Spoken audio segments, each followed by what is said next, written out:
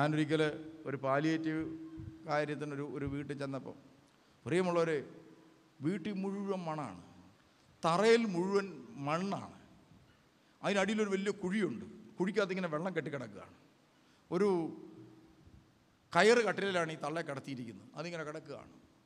അങ്ങോട്ട് കയറാൻ മേലെ മലമൂത്ര വിസർജനത്തിൻ്റെ മണമാണ് അവിടെ നിന്ന് വരുന്നത്. ഇപ്പുറത്തെ മുറി 2 പിള്ളേരുണ്ട്, ഒരപ്പനുണ്ട്, അവൻ്റെ ഭാര്യയുണ്ട്, ഇങ്ങനെ കാര്യങ്ങൾ. ഞാൻ അന്നേരം അവിടെ ചാടി പുറത്തിറങ്ങി. എനിക്കിതൊന്നും സഹിക്കാനായിട്ട് വലിയ ത്രാണിയൊന്നുമില്ല. എനിക്കിതൊക്കെ കേട്ട് കഴിഞ്ഞാൽ പിന്നെ 2-3 ദിവസത്തെ എനിക്ക് ഭക്ഷണം പോലും കഴിക്കാൻ പറ്റില്ല. അങ്ങനെ ഒരു വീക്ക്നെസ് ഉണ്ട് എനിക്ക്. കാര്യം പാലിയേറ്റീവ് ആണെന്നൊക്കെ പറഞ്ഞാലും, ഈ പാവപ്പെട്ട പാലിയേറ്റീവ് പെണ്ണുങ്ങളൊക്കെ പോയൊക്കെ ചെയ്യുന്നുണ്ടെന്ന് പറഞ്ഞാലും, എനിക്കിങ്ങനത്തെ മണം കേട്ട് കഴിഞ്ഞാൽ വലിയ പ്രയാസമാണ്, ഭക്ഷണം കഴിക്കാൻ വരുന്നേ ഉള്ളൂ. അപ്പോൾ ഞാൻ വളരെ വിഷമിച്ച് ഞാൻ പുറത്തേക്ക് ഇറങ്ങിക്കഴിഞ്ഞപ്പോൾ ഇങ്ങനെ ആലോചിച്ചു, ഈ കൊച്ചു പിള്ളേർ 2 പേരും ഈ മൂത്രവും മണത്തിനെയും ഇതെല്ലാം മണം അടിച്ച് എങ്ങനെ ഇതിനകത്ത് ജീവിച്ച് ഇവർ രക്ഷപ്പെടും? ഇതാണ് എൻ്റെ ചിന്ത. അതെന്നെ ഭാരപ്പെടുത്തിക്കൊണ്ടിരുന്നു. ഒരാളെ നോക്കാൻ ആ അപ്പനും ആ അമ്മയ്ക്കും ആ മകനും ആ മകൻ്റെ ഭാര്യയ്ക്കും കഴിയുന്നു, ഒറ്റയാളെ നോക്കാൻ പറ്റുന്നില്ല. ഞാനതിന് ശേഷം പാലിയേറ്റീവ് സെൻ്ററിനെ കുറിച്ച് ചിന്തിച്ച് പല ആളുകളുടെ അടുത്തും അഡ്വൈസിന് പോയി. ഉടനെ പറഞ്ഞ്, കാലേ നടക്കാവുന്ന കേസേ പിടിക്കാവുള്ളൂ കേട്ടോ, കാലേ നടക്കാവുന്ന കേസേ പിടിക്കാവുള്ളൂ, ഇല്ലെങ്കിൽ പണിയാവും. അതിനുശേഷം ഞാൻ ഓൾഡ് ഏജ് ഹോം ആരംഭിക്കാനായിട്ട് ഇറങ്ങി തിരിച്ച്. ഓൾഡ് ഏജ് ഹോമിനെ കുറിച്ച് പഠനം നടത്തി അവസാനം വന്നു കഴിഞ്ഞപ്പോൾ പറഞ്ഞ്, പ്രായമായ ഒരു 50 വയസ്സിന് ശേഷമുള്ളവരെ എടുക്കാം, പക്ഷേ 80 വയസ്സിന് ശേഷമുള്ളതിനെ പിടിക്കരുത്, ഇത് പണി പുലിവാലാകും, അത് പുലിവാലാകും. അതുകൊണ്ട് അതിനുള്ളത് എന്നാന്ന് ചെയ്തു, ആ സമയത്ത് ഇവർ തിരിച്ചു കൊണ്ടുപോകാനുള്ള എന്നാന്ന പണി ചെയ്തു വെച്ചേക്കണം. അങ്ങനെയായി പ്രിയമുള്ളവരെ, ഓൾഡ് ഏജ് ഹോം പണിയുന്ന സമയമായപ്പോഴത്തേനും പേടിച്ചിട്ട് വിറച്ചു പോയി. കാരണം എന്താണ്, 19 പേര് ഇവിടെ വന്ന് അഡ്മിറ്റായിട്ട് ഇതെല്ലാം കൂടെ പ്രായമാകുമല്ലോ, എന്തെങ്കിലും പ്രായമാകുമല്ലോ. പ്രായമായിട്ട് ഒരെണ്ണം ഇവിടെ ഒരു വീട്ടിൽ ചെന്നപ്പോൾ ഇതാണ് അവസ്ഥയെങ്കിൽ ഒരു 50 പേര് ഇവിടെ കിടക്കുകയാണ്. 50 പേരും കൂടെ ഇവിടെ 2 കഴിഞ്ഞേച്ച് കിടക്കുകയാണത്തെ സ്ഥിതി എന്തായിരിക്കും? ഞാനതിൻ്റെ നടുക്കും. ഞാൻ പേടിച്ചു പോയി പ്രിയമുള്ളവർ. എങ്കിലും ഞാൻ കുറേ നാൾ ഈ പ്രാർത്ഥിച്ച് കഴിഞ്ഞാൽ പരിശുദ്ധാത്മാവ് എന്നോട് വ്യക്തവും ശക്തവുമായിട്ട് ഉള്ളിൽ നിന്നും കൂടെ പറയുകയാണ്. എനിക്ക് ഓരോ പ്രതിസന്ധി അങ്ങോട്ട് വരാൻ തുടങ്ങി. മറ്റൊരു സമയത്ത് ഒരു സ്ഥലത്ത് ചെന്ന്, അത് ഒരു ചെറുപ്പക്കാരൻ രോഗിയായിട്ട് കിടക്കുകയാണ്. മേൽക്കൂരയില്ല, വീടിന് മേൽക്കൂരയില്ല. ഒരു ടാർപോളിൻ വലിച്ച് കെട്ടിയിട്ടുണ്ട് സൈഡിൽ കൂടെ. അടുക്കളയ്ക്ക് പോലും മേൽക്കൂരയില്ല. അടുക്കളയിൽ പുല്ല് വളർന്നു നിൽക്കുകയാണ്. ഭക്ഷണം ഉണ്ടാക്കുന്ന പരിപാടിയേ ഇല്ല അവിടെ. ഇവിടുന്ന് ഒരാൾ സ്കൂട്ടറിൽ അങ്ങോട്ട് പോയ വഴിക്ക് അങ്ങോട്ട് പോയപ്പോൾ സ്കൂട്ടർ മറിഞ്ഞ്. അതോടുകൂടി പുള്ളിക്കാരത്തി വന്നിട്ട് പറഞ്ഞു, ഞാനിനി ഒറ്റയ്ക്ക് പോകത്തില്ല, അവിടെ എന്തോ കുണ്ടി കൂടോത്രം മന്ത്രവാദം ഏതാണ്ട് നടക്കുന്ന വീടാണ്, ഞാൻ പോകത്തില്ല. അതോടുകൂടി ഞാൻ ഒരു വണ്ടി ആളെ അങ്ങോട്ട് വിട്ടു. ഒരു വണ്ടി ആളങ്ങോട്ട് ചെന്നെന്ത് ചെയ്തു, ആ വണ്ടി അവിടെ ചെന്ന ഉടനെ വഴി നല്ലതല്ലായിരുന്നു, സൈഡിലേക്ക് ഡ്രൈവിങ്ങിൻ്റെ കുഴപ്പമായിരിക്കും, എന്തായാലും അങ്ങോട്ട് ചെന്ന് ഇത് മറിഞ്ഞു വീഴാൻ പോവുക. ഉടനെ ഒരു ചേട്ടൻ എഴുന്നേറ്റ് ഇതുങ്ങളെല്ലാം അങ്ങോട്ട് പൊക്കി പിടിച്ചിരിക്കുകയാണ്. അവരവിടുന്ന് ഫോൺ ചെയ്തു, ഇത് ഒരു കാരണവശാലും അങ്ങോട്ട് പോക്ക് നടക്കുകയില്ല, കാരണം അവരുടെ വീടിൻ്റെ അകത്ത് കയറുന്നതിന് മുമ്പേ വണ്ടി മറിഞ്ഞ് താഴെ വീഴുകയാണ്. അപ്പോൾ പിന്നെ ഞാനിവിടെ കൂടി ഇവിടുന്ന് അങ്ങോട്ട് പോയി. അപ്പോൾ ഞാൻ സ്ലീവായൊക്കെ എടുത്തിട്ടുണ്ട്, എന്നേലും വന്നു കഴിഞ്ഞാൽ പ്രാർത്ഥിച്ചൊക്കെ റെഡിയാക്കാനായിട്ട്. ചെന്നപ്പോഴാണ് മനസ്സിലായത്, പ്രിയമുള്ളവരെ, ടാറിടാത്ത വഴിയാണ്, നടുക്കുവശത്ത് വെള്ളം പോയതിൻ്റെ കുഴിയാണ്, അതിൻ്റെ സൈഡിൽ കൂടെ വണ്ടി പോയാൽ ഈ 4 വീലൻ വണ്ടി നമ്മുടെ ആംബുലൻസാണ്, ഇത് തലകുത്തി മറിഞ്ഞില്ലെങ്കിലും, അത് മാത്രമല്ല ഇരിക്കുന്ന ആളുകളെല്ലാം നല്ല വെയിറ്റുള്ള പാർട്ടികളും, ഇത് സ്വാഭാവികമായി മറിഞ്ഞില്ലേലേ അത്ഭുതമുള്ളൂ. മറിയാഞ്ഞത് എന്താണെന്ന് എനിക്ക് തോന്നുന്നു. അതുപോലെ ഉള്ള കേസിലാണിത് പോയിരിക്കുന്നത്. ഞാൻ പറഞ്ഞ് ഇത് മന്ത്രവാദത്തിൻ്റെ കുഴപ്പമൊന്നുമല്ല, ഇത് വണ്ടി ഇതിനുള്ള ബാലൻസ് ഈ വണ്ടിക്കുള്ളൂ. അങ്ങനെ ഞങ്ങളകത്ത് ചെന്നു. മേൽക്കൂരയില്ല, മകൻ മാനസിക രോഗി, അയാൾ കിടപ്പ് രോഗി, അമ്മ ഏകദേശം 85-90 വയസ്സുള്ള രോഗി. ഞാൻ പറഞ്ഞു, ഈ മനുഷ്യനെ ഇവിടെ ഇട്ടാൽ ആരാ ഭക്ഷണം കൊടുക്കുന്നത്? പറഞ്ഞു, അയലോക്കംകാരൊക്കെ വല്ലപ്പോഴും കൊണ്ട് കൊടുക്കും. ഞാൻ പറഞ്ഞു, നമുക്ക് ഈ രോഗിയെ ഇവിടുന്ന് കൊണ്ടുപോകാം. ഞാൻ ഓരോ സ്ഥലങ്ങളിലേക്ക് വിളിച്ചപ്പോൾ ഒരാൾ പറഞ്ഞ്, കിടപ്പ് രോഗി എടുക്കും, മാനസിക രോഗി എടുക്കുകയില്ല. അടുത്തയാൾ പറഞ്ഞു, മാനസിക രോഗി എടുക്കും, കിടപ്പ് രോഗി എടുക്കുകയില്ല. അങ്ങനെ ഓരോരുത്തരും ഓരോന്ന് പറഞ്ഞു. എല്ലാവരും ഈ കേസ് റിജക്റ്റ് ചെയ്തു. അവസാനം 1-2 സ്ഥലത്തൊക്കെ എടുത്തു, എങ്കിലും ഒത്തിരി പ്രതിസന്ധികൾ വന്നു. അപ്പോഴാണ് ഞാൻ ആലോചിച്ചത്, നമുക്കൊരു സെൻറ്റർ ഉണ്ടായിരുന്നെങ്കിൽ നമ്മുടെ ഇഷ്ടത്തിനനുസരിച്ച് ആരെ വേണേലും കിടത്താൻ പറ്റും. നമ്മുടെ ആഗ്രഹങ്ങൾക്കൊത്ത് ഒരു പ്രതിസന്ധി വന്നാൽ നമുക്ക് ഇതെല്ലാം സഹിച്ചുകൊണ്ട് നമുക്ക് യൂസ് ചെയ്യാൻ പറ്റും. അങ്ങനെ ഞാൻ പിന്നെ ഇതാരോടും മിണ്ടാതിരുന്നു. നാട്ടുകാർ പറഞ്ഞില്ല, വീട്ടുകാർ എന്തിനാ പണിയെന്ന് ചോദിച്ചു. ഞാൻ ആരോടൊന്നും മിണ്ടത്തില്ല. പണിതെല്ലാം പൂർത്തിയായി കഴിഞ്ഞപ്പോൾ ഞാൻ നമ്മുടെ യൂലിയോസ് തിരുമേനി ഇതിൻ്റെ ഒരാളാണ്, ഈ ചാരിറ്റിയുടെ ഒരാളാണ്. അദ്ദേഹത്തിനുണ്ട് ഇതുപോലെ സ്ഥാപനം. ഞാൻ തിരുമേനെ വിളിച്ചിട്ട് പറഞ്ഞു, തിരുമേനി ഞങ്ങളിങ്ങനെ ഒരു പ്രസ്ഥാനം തുടങ്ങുകയാണ്, മരിക്കാറാകുന്ന രോഗികളെ കിടത്തുന്ന പരിപാടിയാണ്. തിരുമേനി പറഞ്ഞ്, തുടങ്ങുമ്പം സൂക്ഷിച്ച് തുടങ്ങണം കേട്ടോ, അത്ര സുഖമുള്ള പരിപാടിയല്ല, ഇത് പറയുന്ന പോലെ സുഖമുള്ള പരിപാടിയല്ല. അതോടുകൂടി ഞാൻ ഒന്നുകൂടെ വരുന്നുണ്ട്. എങ്കിലും ഞാൻ കർത്താവിനോട് പ്രാർത്ഥിച്ചു കഴിഞ്ഞപ്പോൾ കർത്താവ് എനിക്ക് കാണിച്ചു തന്നുകൊണ്ടിരുന്നത് വളരെ മനോഹരമായി നമുക്കിത് ചെയ്യാൻ പറ്റും എന്നാണ് പരിശുദ്ധാത്മ കാണിച്ചു തന്നുകൊണ്ടിരുന്നത്. പ്രിയമുള്ളവരെ, നമ്മൾ ഈ 7-8-10 പേരെ കിടത്തിക്കൊണ്ട് പരിപാടി ആരംഭിച്ച് ഇന്നവരെ കയറി ഒരൊറ്റയാളും പറഞ്ഞിട്ടില്ല. അതിലൊരു ഈച്ച പോയിട്ടുണ്ട്, ഒരു മണം വന്നിട്ടുണ്ട്. അത് ഇനി അവിടെ കിടക്കുന്ന രോഗിക്ക് എന്തെങ്കിലും കംഫർട്ടബിൾ അല്ലെന്ന് തോന്നിയിട്ടില്ല. അവരോട് ചോദിക്കുമ്പോൾ അവർ പറയും വളരെ സന്തോഷമാണ് ഞങ്ങൾക്ക്. ചെല്ലുന്നവർ പറയും വളരെ സന്തോഷമാണ്. ഞാൻ നേഴ്സുമാരോട് ചോദിച്ചു, നിങ്ങൾക്ക് ഞങ്ങൾക്കും ഒരു കുഴപ്പമില്ല, വളരെ സന്തോഷമാണ്. അല്ല, ക്ലീനായിട്ട് പോകുന്നു. അപ്പോൾ പ്രിയമുള്ളവർ, നമ്മൾ ഓർക്കണം, ദൈവമാണ് കാര്യങ്ങൾ ചെയ്യുന്നെങ്കിൽ നമുക്കൊരു പ്രശ്നവും ഇല്ല. അങ്ങനെയാണെങ്കിൽ ഈ ഭൂമിയിലെ കാര്യങ്ങളെല്ലാം തമ്പുരാൻ അങ്ങ് നോക്കിക്കഴിഞ്ഞാൽ നമുക്ക് വല്ല പ്രശ്നം ഉണ്ടാവുമോ? ഒരു പ്രശ്നം ഉണ്ടാവില്ല. ദൈവം നോക്കിക്കോളുമല്ല. നിങ്ങളുടെ വീട്ടിലെ കുഞ്ഞുങ്ങളുടെ പഠനം എല്ലാത്തിനെയും ഓർത്ത് ആകുലപ്പെടരുത്. പരിശുദ്ധാത്മാവിനോട് ഏൽപ്പിച്ചു കൊടുക്കുക. അങ്ങനെ ഏൽപ്പിച്ചു കൊടുത്ത് നിങ്ങളുടെ ബലികൾ ദൈവം സ്വീകരിച്ചുവെന്ന് ഉറപ്പാക്കണം. അത്രയും മാത്രം നിങ്ങൾ ചെയ്താൽ മതി. നിങ്ങളുടെ ബലി ദൈവം സ്വീകരിച്ചുവെന്ന് ഉറപ്പാക്കണം. ഹാബേൽ അത് ചെയ്തു. പ്രിയമുള്ളവർ, ഹാബേൽ എന്താ ചെയ്തത്? ഹാബേൽ ബലിയർപ്പിച്ചതിന് പിന്നാലെ കായൻ അവൻ്റെ പുറകെ ഉണ്ടായിരുന്നു. ഒരു വിശുദ്ധമായ ബലിയർപ്പിക്കുന്ന ഒരു മനുഷ്യൻ്റെ പിന്നിൽ, ദൈവം സ്വീകരിച്ച ഒരു മനുഷ്യൻ്റെ പിന്നിൽ എപ്പോഴും ഒരു കായനുണ്ടായിരിക്കും. അവനവനെ ആക്രമിക്കും. അത് ഇന്ന് വരെ, ലോക ചരിത്രത്തിൽ ഇന്ന് വരെ സംഭവിച്ചിട്ടുണ്ട്. അന്ന് മുതൽ ഇന്ന് വരെ സംഭവിച്ചിട്ടുണ്ട്.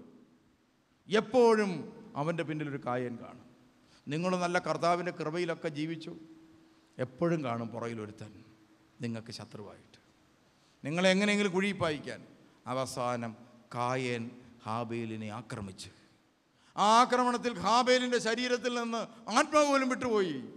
യേശുവിൻ്റെ ശരീരത്തിൽ സംഭവിച്ചതുപോലെ കായൻ്റെ ആക്രമണത്തിലാണ് പ്രിയമുള്ളവരെ ക്രിസ്തുവിൻ്റെ ശരീരത്തിൽ നിന്ന് ആത്മാവ് വിട്ടുപോയത്. എങ്ങനെയാണ്? കായൻ എന്ന് പറഞ്ഞാൽ വെറുപ്പ്, വിദ്വേഷം, വൈരാഗ്യം, അതാണ് കായൻ. ആ കായന്യ സ്വഭാവമാണ് യഹൂദ സമൂഹത്തിലെ പരീശന്മാരും ശാസ്ത്രിമാരും കാണിച്ചത്. അത് ക്രിസ്തുവിൻ്റെ ശരീരത്തിൽ നിന്ന് ആത്മാവിനെ വേർതിരിച്ച് കളഞ്ഞു, മരണം സംഭവിച്ചു. അപ്പോൾ അതുവരെ വേണമെങ്കിൽ സംഭവിക്കാം കായൻ പുറകിലുണ്ടെങ്കിൽ. എന്ന് പറഞ്ഞാൽ ഒരു ക്രൈസ്തവ ജീവിതം നയിക്കാനാണ് നിങ്ങൾ ഇറങ്ങി തിരിച്ചിരിക്കുന്നതെങ്കിൽ ജീവൻ വരെ വേണമെങ്കിൽ പോകാം എന്ന് ചുരുക്കം. അത് എന്ന് പറഞ്ഞാൽ അതിൻ്റെ അർത്ഥം അതിന് മുകളിലുള്ളത് എന്ത് സംഭവിക്കാം? ചതി, വഞ്ചന, പിന്നെ ഉപദ്രവം, പീഡനം, കപ്പലപകടം എല്ലാം സംഭവിക്കും. അതുകൊണ്ടല്ലേ പൗലോസ് അപ്പോസ്തലൻ പറഞ്ഞത്, എനിക്ക് കപ്പലപകടം ഉണ്ടായില്ലേ, മോഷ്ടാക്കൾ എന്നെ മോഷിച്ചില്ലേ, കപടന്മാരെൻ്റെ ഞങ്ങളുടെ കൂടെ കൂടി ഞങ്ങളെ കബളിപ്പിച്ചില്ലേ, ഞങ്ങൾക്ക് അടി കിട്ടിയില്ലേ, എല്ലാം പൗലോസ് അപ്പോസ്തലൻ ലഭിച്ചു. കപ്പലിൽ വെള്ളത്തിൽ കൂടെ ഞങ്ങൾ പല ദിവസങ്ങൾ ഒഴുകി നടന്നു, പട്ടിണി ഉണ്ടായിട്ടില്ലേ, ദാരിദ്ര്യമുണ്ടായിട്ടില്ലേ, എല്ലാം ഉണ്ടാകും. ഒരു ദൈവ പൈതലിന് ഇതെല്ലാം ഉണ്ടാകും, ഒരു പക്ഷേ മരണം വരെ. എന്നിട്ട് എന്ത് സംഭവിച്ചു? ഇതാ ഹാബേലിൻ്റെ മരണം കഴിഞ്ഞപ്പോൾ ദൈവം സ്വർഗത്തിൽ നിന്ന് ഭൂമിയിലേക്ക് നോക്കി ഇങ്ങനെ ചോദിച്ചു, കായൻ, ഹാബേലിൻ്റെ രക്തം ഭൂമിയിൽ നിന്ന് കരയുന്നു. ഓർക്കണം പ്രിയമുള്ളവരെ, ദൈവത്തിൻ്റെ ആത്മാവിനും ദൈവത്തിനും വേണ്ടി ജീവിച്ച് ഭൂമിയിൽ ദൈവപ്രസാദം സൃഷ്ടിച്ച ഒരു മനുഷ്യൻ്റെ ശരീരത്തിൽ നിന്ന് പൊടിയുന്ന രക്തവും അവൻ്റെ ശരീരത്തിൽ നിന്ന് പൊടിയുന്ന വേർപ്പും അവൻ്റെ കണ്ണുകളിൽ നിന്ന് പൊടിയുന്ന കണ്ണുനീരുമടക്കം സകലതും സ്വർഗത്തെ തുറക്കുന്ന, സ്വർഗ കവാടങ്ങളെ തുറക്കുന്ന താക്കോലാണ് പ്രിയമുള്ളവർ. അതുകൊണ്ടാണ് ദൈവം വിളിച്ചു പറഞ്ഞത്, കായൻ നോക്ക്, ഹാബേൽ എന്ന് പറയുന്ന നിന്റെ സഹോദരൻ്റെ ശരീരത്തിൽ നിന്ന് പൊടിഞ്ഞു വീണ ഓരോ രക്തത്തുള്ളിയും നിലത്ത് നിന്ന് നടത്തുന്ന നിലവിളി സ്വർഗത്തിൽ മുഴങ്ങിക്കേൾക്കുകയാണ്. അതുകൊണ്ട് ഞാൻ നിനക്ക് ഒരു സീലിടാൻ പോവുകയാണ്. സഹോദരൻ്റെ ജീവന് ഉത്തരം നൽകാതെ നിനക്കിനി മോചനമില്ല. സഹോദരൻ്റെ ജീവന് ഉത്തരം നൽകാതെ നിനക്കിനി മോചനമില്ല. അതുകൊണ്ട് ഓർക്കുക, ജീവൻ ഉത്തരം പറയാതെ എനിക്ക് നിങ്ങൾക്ക് മോചനമില്ല. പ്രിയമുള്ളവരെ, പരിശുദ്ധാത്മാവിലുള്ള വിമോചനം സാധ്യമാകണമെങ്കിൽ, പരിശുദ്ധാത്മാവിലുള്ള അഭിഷേകം സാധ്യമാകണമെങ്കിൽ, പരിശുദ്ധാത്മാവിലുള്ള സൗഖ്യം സാധ്യമാകണമെങ്കിൽ, പ്രിയമുള്ളവരെ, ഒരൊറ്റ മാർഗത്തിലൂടെയുള്ളൂ. സഹോദരൻ്റെ ജീവന് ഉത്തരം കണ്ടെത്തിക്കൊണ്ട് മാത്രമേ നമ്മുടെ വിടുതൽ സാധ്യമാകൂ. അപ്പം ഞാനിപ്പോൾ ഇവിടെ നിൽക്കുകയാണ്. ഞാനും ജീവൻ്റെ കാവൽക്കാരനാണ്. എനിക്ക് ഈ പിടിയിൽ നിന്ന് രക്ഷപ്പെടണമെങ്കിൽ ദൈവം എന്നെ പിടിച്ചിരിക്കുകയാണ്, പിടിച്ച് കെട്ടിയിരിക്കുകയാണ് അല്ലേ? പട്ടക്കാരന്മാരെല്ലാം കെട്ടിയിരിക്കുകയാണെന്നല്ലേ പറഞ്ഞിരിക്കുന്നത്. കെട്ടപ്പെട്ടൊരു പട്ടക്കാരാ നമ്മൾ പറയുന്നത്. അതിൻ്റെ അർത്ഥം ബന്ധിതനായ ഒരു പട്ടക്കാരാ. അപ്പോൾ പട്ടക്കാരെല്ലാം ബന്ധിക്കപ്പെട്ടിരിക്കുകയാണ് ഒരു ഉടമ്പടിയാൽ. ഈ പട്ടക്കാരൻ അല്ലെങ്കിൽ ആചാര്യൻ, പ്രധാനാചാര്യൻ ഇനി ഈ ബന്ധനത്തിൽ നിന്ന്, ഈ ചങ്ങലയിൽ നിന്ന് മോചനം പ്രാപിക്കാനായിട്ട് ഒറ്റ മാർഗ്ഗമേ ഉള്ളൂ. എന്താണ്? എൻ്റെ വിമോചനം എന്ന് പറയുന്നത് ഒരു മനുഷ്യൻ്റെ ജീവൻ്റെ വിമോചനമാണ്. അതുകൊണ്ടാണ് ഓരോ മനുഷ്യൻ്റെയും മാനസാന്തരം അനുസരിച്ചായിരിക്കും, വിമോചനം അനുസരിച്ചായിരിക്കും നമ്മുടെ വളർച്ച. മാനസാന്തരങ്ങൾ എവിടെയെങ്കിലും തടസ്സപ്പെട്ട് കഴിയുമ്പോൾ നമുക്ക് പ്രോബ്ലമാണ്. എനിക്ക് മനസ്സിലാകാറുണ്ട്, എനിക്ക് പെട്ടെന്ന് രോഗം കയറി പിടിക്കുന്നു, അസ്വസ്ഥതകൾ വരുന്നു. അപ്പോൾ ഞാൻ മധ്യസ്ഥ പ്രാർത്ഥന കൂട്ടും. കാരണം അല്ല, എന്താണ്, മധ്യസ്ഥ പ്രാർത്ഥന ഞാൻ നിർത്തി ധ്യാന ശുശ്രൂഷയിൽ 2 ദിവസം ധ്യാനപ്രസംഗമൊക്കെ നടത്താതെ എവിടെയെങ്കിലും ഇരുന്നാൽ അപ്പം തന്നെ ഇല്ലാത്ത രോഗം അതിലെങ്ങാനും പോയാൽ മതി, അതെല്ലാം കയറി പിടിക്കും. അപ്പോൾ എനിക്ക് മനസ്സിലാകും ശുശ്രൂഷ മേഖലയിൽ ഇതാ കാര്യമായി വേറെ പുതിയ ശുശ്രൂഷകൾ ആരംഭിക്കാൻ സമയമായെന്ന് മനസ്സിലാവും. പുതിയ എന്തോ ദൗത്യം തരാനായിട്ട് പോകുന്നതിൻ്റെ ലക്ഷണമായിട്ടാണ് മനസ്സിലാകുന്നത്. നമ്മൾ എവിടെയെങ്കിലും സ്വസ്ഥമായിട്ട് വെറുതെ ഇരുന്നാൽ അപ്പം തന്നെ എന്തു ചെയ്യും? തൊട്ടടുത്തൂടെ പോകുന്ന രോഗം ചാടിക്കയറി പിടിക്കും. എനിക്ക് തോന്നുന്നത് ഡൽഹിയിലെ ഞായറാഴ്ച പോയപ്പം വചനപ്രഘോഷണമൊന്നും ഞായറാഴ്ചയില്ലായിരുന്നു, വൈകുന്നേരം മാത്രമേ ഉണ്ടായിരുന്നു. രാവിലെ തൊട്ട് ചുമ്മാ ഇരിക്കുകയായിരുന്നു. അപ്പോഴേ എനിക്ക് മനസ്സിലായി ഇതെന്തെങ്കിലും കുലുമാലാകുമെന്ന്. കാര്യം ഇരുന്നത് നല്ല ഹോട്ടലിനകത്ത്. രോഗാണുക്കൾ പോയിട്ട് ഒരണുക്കളും അതിനകത്തോട്ട് കയറുകയില്ല. കാരണം എല്ലാത്തിനെയും പ്രത്യേക എന്നാ പറയുന്നത്, സെക്യൂരിറ്റി ചെക്ക് കഴിഞ്ഞിട്ട് ഹോട്ടലിനകത്തോട്ട് കടത്തി കൊടുത്തു. രാത്രി ഹോട്ടലാണ്. അതിനകത്ത് കയറി ഒരു പരിക്ക് വെക്കാതെ ഞാൻ ഇരിക്കുക. അവിടുന്ന് കിട്ടി എനിക്ക് ടൈഫോയിഡ്. ഇതിലൂടെ ഈ ആളുകളെ മുഴുവൻ കണ്ട് നടന്നിട്ട് കിട്ടാത്ത സാധനം എനിക്ക് അവിടുന്ന് കിട്ടി. അപ്പോൾ എനിക്ക് മനസ്സിലായി എത്ര സുരക്ഷിതമായ സ്ഥലത്ത് പോയിരുന്നാലും രക്ഷയില്ല. പിന്നെന്താണ്, ഒറ്റ സ്ഥലം എനിക്ക് സുരക്ഷിതമായിട്ടുള്ളൂ. ഏതാണ്? കർത്താവിൻ്റെ തിരുവചന ശുശ്രൂഷയുടെ സ്ഥലം. അവിടെ നിന്നാൽ ഒരു പ്രശ്നവും ഇല്ല. വരുന്ന രോഗമൊക്കെ ഏത് വഴിക്ക് വേണേലും പൊക്കോളും. പക്ഷേ അല്ലെങ്കിൽ രോഗങ്ങളൊക്കെ വരും. അപ്പം നിങ്ങൾ ഓർക്കുക, ഞാൻ ഓർക്കുക ഒരു കാര്യം, നമുക്കൊക്കെ ഒരു വിമോചനം സാമ്പത്തിക മേഖലയിൽ, വിദ്യാഭ്യാസത്തിൻ്റെ കാര്യത്തിൽ, ഭൗതിക മേഖലയിൽ, പ്രാർത്ഥനാ ജീവിതത്തിൽ വിമോചനം എന്ന് പറയുന്നത് സഹോദരൻ്റെ ജീവന് ഉത്തരം കണ്ടെത്തിക്കൊണ്ടാണ്. ഞാൻ ആർക്കോ വേണ്ടി വിളിക്കപ്പെട്ടവനാണ്, ഞാൻ ആർക്കോ വേണ്ടി അയക്കപ്പെട്ടവനാണ്, ഞാൻ അവനെ കണ്ടെത്തണം. നമ്മൾ പ്രാർത്ഥിക്കണം, ദൈവമേ ഞാൻ ആർക്ക് വേണ്ടി പ്രാർത്ഥിക്കാൻ കടപ്പെട്ടിരിക്കുന്നോ അവർക്കെല്ലാം വേണ്ടി ഞാൻ പ്രാർത്ഥിക്കുന്നു. പിന്നെ നമ്മൾ കണ്ണുകൾ ഉയർത്തി നോക്കണം, ഞാൻ ആർക്കെങ്കിലും വേണ്ടി എന്തെങ്കിലും ചെയ്യാനുണ്ടോ? ദൈവം കൊണ്ടുവരും മുമ്പിൽ. അപ്പോൾ നമ്മളവനെ കണ്ടെത്തണം. ചിലപ്പോൾ പറയും, എനിക്ക് പഠിക്കാൻ നിവൃത്തിയില്ലാതിരിക്കുക, ഭക്ഷണം കഴിക്കാൻ നിവൃത്തിയില്ലാതിരിക്കുക. ചിലപ്പോൾ അവനായിരിക്കും നമുക്ക് മുമ്പ് വരുന്നത്. ചിലപ്പോൾ നമ്മുടെ ഒരു നല്ല സഹായം, ചിലപ്പോൾ ഒരു ജോലി മേടിച്ചു കൊടുക്കാനായിരിക്കാം. നമ്മളത് ചെയ്തു കൊടുക്കണം. നമ്മളെക്കൊണ്ട് സാധിക്കുന്നത് നമ്മുടെ പരിധിയിൽ നിന്നുകൊണ്ട്. ഞാൻ ഈ പ്രസംഗിച്ചെന്ന് പറഞ്ഞുകൊണ്ട് ഇല്ലാത്ത കോന്ത്രാക്കൊള്ളിയിലൊന്നും ചെന്ന് നിങ്ങൾ ചാടരുത്. അപ്പോൾ ഈ കഴിഞ്ഞ ദിവസം ഒരാളൊരു കെണി പെട്ടേച്ച് വന്നു. ഞാൻ ചോദിച്ചു, നിങ്ങൾക്ക് ഈ കെണി പറ്റുമെന്ന് ഒരിക്കലും ഞാൻ വിചാരിച്ചില്ല. കയ്യിലിരുന്ന കാശെടുത്ത് ആർക്കാണ്ട് കൊടുത്തു, കാശും കൊണ്ട് ആൾ പോയി. ഞാൻ പറഞ്ഞു, ഞാൻ ഒത്തിരി പേർക്ക് കടം കൊടുത്തിട്ടുണ്ട്, പക്ഷേ കൊടുത്തപ്പോഴെല്ലാം ഞാൻ കൊടുത്ത സമയത്ത് തന്നെ പറഞ്ഞു ഇത് കിട്ടാൻ പോകുന്നില്ല. എന്നോട് പറയും, എനിക്ക് അത്യാവശ്യമായിട്ടൊരു 50,000 രൂപ വേണം, ഞാൻ അടുത്ത മാസം ആകുമ്പോഴത്തേന് തന്നേക്കാം, അല്ലെങ്കിൽ അടുത്ത വർഷം തന്നേക്കാം, അല്ലെങ്കിൽ കൊച്ചു പഠിച്ചിറങ്ങിക്കഴിയുമ്പോൾ തന്നേക്കാം എന്നൊക്കെ പറഞ്ഞ് ഒത്തിരി പേരെൻ്റെ നിന്ന് കാശ് മേടിച്ചുകൊണ്ട് വേണം. കാശെല്ലാം കൊടുത്തു കഴിഞ്ഞിട്ട് മുറി കയറിയിട്ട് ഞാൻ പറയും 50,000 പോയി, അതോടുകൂടി സമാധാനം കിട്ടും. ഇഷ്ടം പോലെ പണവും സാധനവും പോയിട്ടുണ്ട്, പക്ഷേ എൻ്റെ സമാധാനം മാത്രം പോയില്ല. കാരണം എന്താണെന്നറിയോ? പ്രിയമുള്ളവർ, കൊടുത്തപ്പോഴേ അറിയാമായിരുന്നു കിട്ടുകയില്ല. അപ്പോൾ ഓർക്കുക, നമ്മുടെ പരിധിയിൽ നിന്നുകൊണ്ട് നമുക്ക് ചെയ്യാൻ പറ്റുന്ന ഒത്തിരി സഹായങ്ങളുണ്ട്. അത് വലിയ പണം കൊടുക്കലൊന്നും അല്ല പ്രിയമുള്ളവർ, നല്ലൊരു വാക്ക് മതി. നമ്മളൊരു മനുഷ്യനോട് സാരയില്ലടോ, ദൈവമെല്ലാം മാറ്റും, താൻ പ്രാർത്ഥിക്കേ.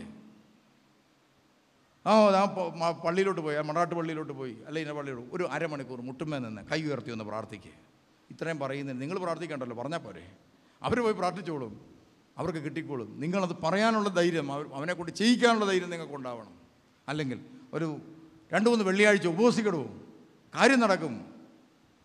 അല്ലെങ്കിൽ പോയി ഒരു ധ്യാനം കൂട്, തിരുവചനം കേൾക്ക്. ഇത്രയും പറയാൻ നമ്മളെ കൊണ്ടാവുമല്ലോ.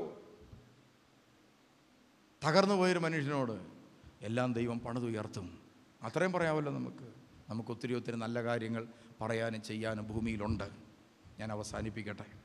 പ്രിയമുള്ളവരെ, നമുക്ക് പിന്നിൽ ഒരു ഹാബേലുണ്ട്. ആ ഹാബേലിൻ്റെ പ്രത്യേകത, അവൻ്റെ ബലി സ്വീകരിച്ചു. പുറത്തിറങ്ങിയപ്പോൾ അവൻ ഭയങ്കര സന്തോഷത്തിലായിരുന്നു. അവൻ്റെ സന്തോഷവും ചിരിയും കണ്ടപ്പോൾ കായേന് ഒത്തിരി വിഷമം തോന്നി. അവനെ കൊല്ലുക ചെയ്തു. എന്നിട്ടും ഹാബേലിനൊന്നും സംഭവിച്ചില്ല. ആ ഹാബേലിന് പകരം അവസാനം ദൈവം തന്നെ ഹാബേലിനെ പോലെ ഇറങ്ങി വന്ന് ലോകത്തിന് മുഴുവനും വേണ്ടി രക്തം ചിന്തിക്കൊണ്ട് അവൻ കാണിച്ചു തന്നു. രക്തം ചിന്തി മനുഷ്യൻ വീണാലും നീ നശിക്കില്ല, നീയും നിൻ്റെ തലമുറകൾ നിലനിൽക്കും. അതാണ് രക്തസാക്ഷികളുടെ ജീവിതം നമ്മളെ പഠിപ്പിക്കുന്നത്. ഒരു രക്തസാക്ഷി രക്തം ചിന്തി മരിച്ചിട്ട് സഭ നശിച്ചോ? ഇല്ല. അനേകം രക്തസാക്ഷികൾ ഉണ്ടാകുക ചെയ്തു. സിറിയയിലൊക്കെ എന്തുമാത്രം രക്തസാക്ഷികളുണ്ടായി. എന്നിട്ട് ആരെങ്കിലും സഭയുടെ വിശ്വാസം വിട്ടോ? ഇല്ല. അവർ പറയുന്നു ഇന്നല്ലെങ്കിൽ നാളെ മരിക്കും. അതിനപ്പുറത്ത് എന്താ കാര്യം? ഇന്നല്ലെങ്കിൽ നാളെ മരിക്കാനുള്ളതാണ്. ഞങ്ങളൊക്കെ സിറിയ ചെല്ലുമ്പോഴത്തേനും ഞങ്ങൾ ഓർക്കുന്ന ചെറിയൊരു ഉപദേശം കൊടുത്താൽ അവർ സ്വീകരിക്കുമെന്ന് വിചാരിച്ചാൽ പറയുന്നത്. കുറച്ചുകൂടിയൊക്കെ സൂക്ഷിച്ച് നടക്കണം കേട്ടോ. വല്ല ഭീകരന്മാരും ഒന്ന് തലയിലെങ്ങാനും ബോംബിട്ടാൽ എന്നാ ചെയ്യും? പ്രിയമുള്ളവർ, അവർക്ക് സത്യത്തിൽ അവരുടെ തിരിച്ചുള്ള മറുപടി കേൾക്കുമ്പോൾ നമുക്ക് നമ്മുടെ വാക്കിനെ അവർക്ക് പുച്ഛമായിട്ട് തോന്നും. കാരണം എന്താണ്? അവർക്ക് ഭയമില്ല. അവർ പറഞ്ഞത് രാവിലെ എഴുന്നേറ്റ് പോകും, ചിലപ്പോൾ തിരിച്ചു വരും, ചിലരൊന്നും വരാറില്ല. ഞങ്ങൾ ചിലപ്പം വരും, ചിലപ്പം വരികയില്ല. എന്തുമാത്രം അനാഥ കുട്ടികളുണ്ടെന്നറിയോ? പരിശുദ്ധ പാത്രിക്കീസ് ബാവ കുറേയേറെ അനാഥ കുഞ്ഞുങ്ങളെയാണ് നോക്കുന്നത്.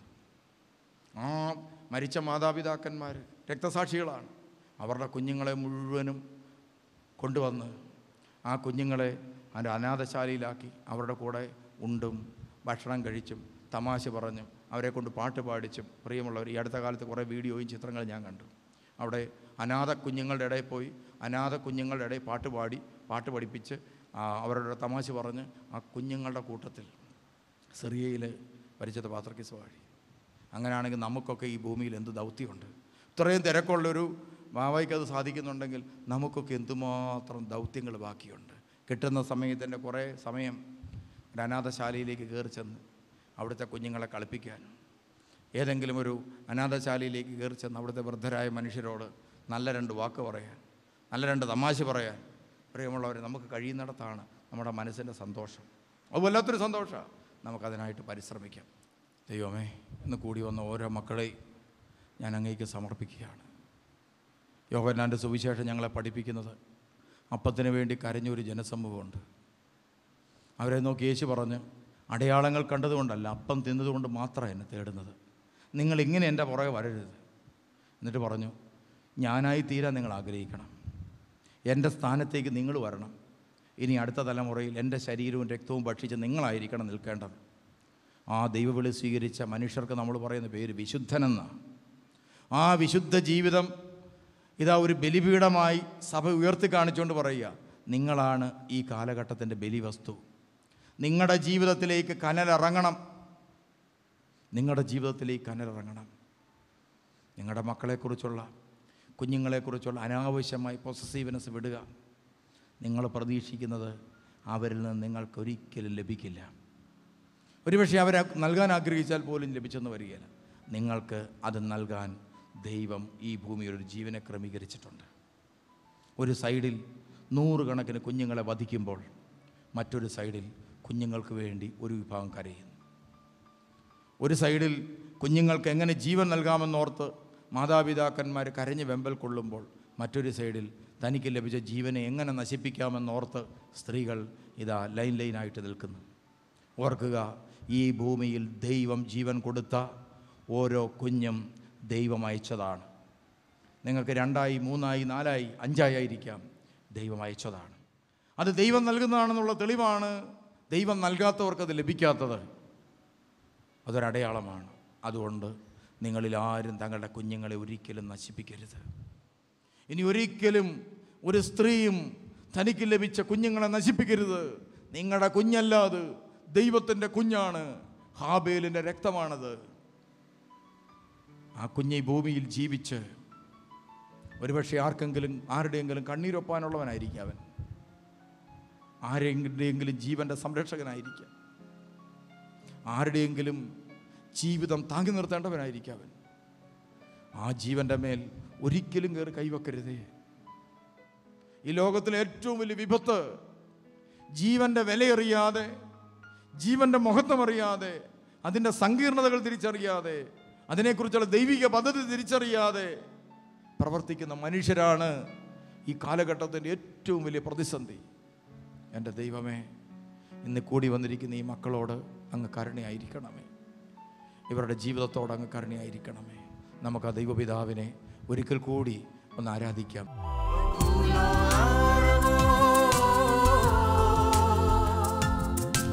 Devo